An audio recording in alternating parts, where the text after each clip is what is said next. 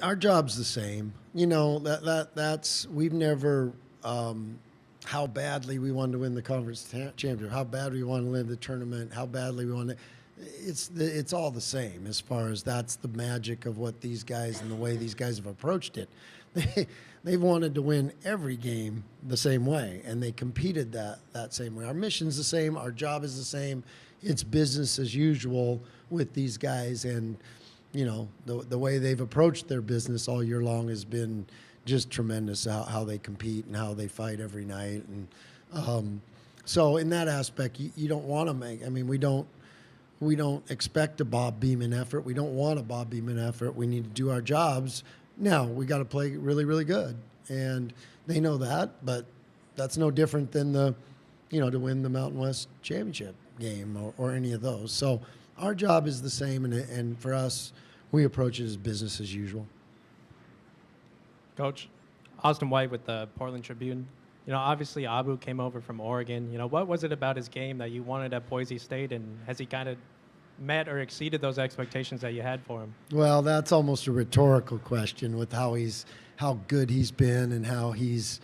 The interesting thing about Abu was the very, very first thing. I'll let that go by for a second. The very, very first thing you hear about Abu when you reach back into his past and talk to people that have been around him and that have coached him. I mean, he was on that Canadian team that was the first Canadian team to ever beat a team from the U.S. in international competitions, and he was a huge part. I mean, they had NBA guys on that team, and he was probably the thing that I was told was he was the competitor that brought that whole thing together, and that's what you found. He's a winner. He's a high character kid that cares about his teammates and cares about the right stuff, and he's certainly lived up to that. And that's he's our most vocal leader. We've got a lot of leaders in a lot of different ways, but he's the one that brings energy to the room and the excitement to these guys, and the confidence that they have. Jordan Kay with the Idaho Press. We saw how good E-Man was in the Mountain West tournament. First off, just how big of an advantage is it when you have a 6'8" point guard? And secondly, you've been running a positionless team for a while. The NBA's kind of going that way. I mean, are we done trying to stereotype guys position based on their height? Yeah, I think that has evolved a lot, especially in the last 5 years. But we were doing that out of necessity. When you look back to Nick Duncan and James Webb, is that nobody could decipher which one was the 5, which one was the 4, and Derek Marks, was he a 1, 2, 3, 5? Who knew? And so we kind of went to that a while ago and just tried to get them to play to their strengths. And that's what we've done with this team. Is just because Shaver's the smallest doesn't mean his strengths might be different.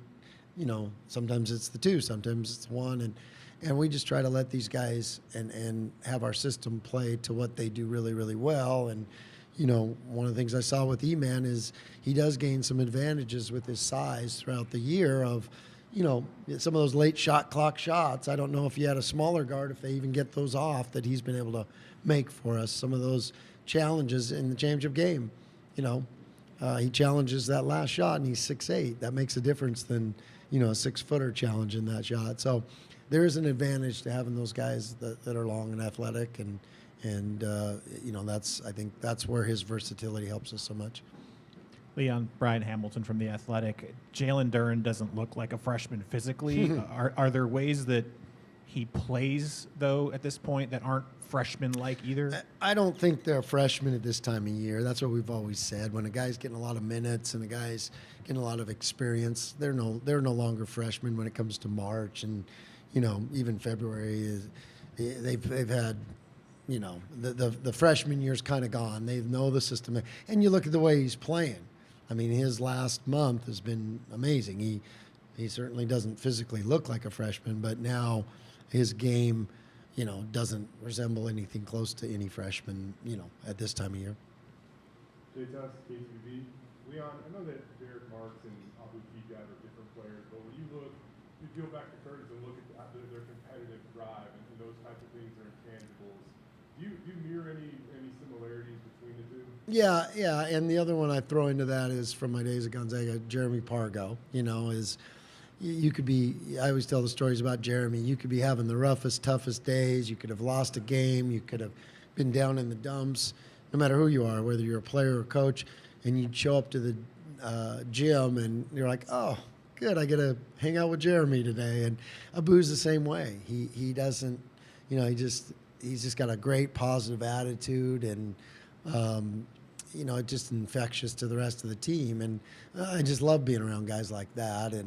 And I think he and I pour into each other that way in a lot of ways. And I think we affect each other that way in a lot of ways. And so he'll be a special one that I'll talk about. I'm talking about Jeremy. That was 15 years ago, and I know Jeremy's old now, but it's I'll be talking about Abu that way for the next 15, 20 years.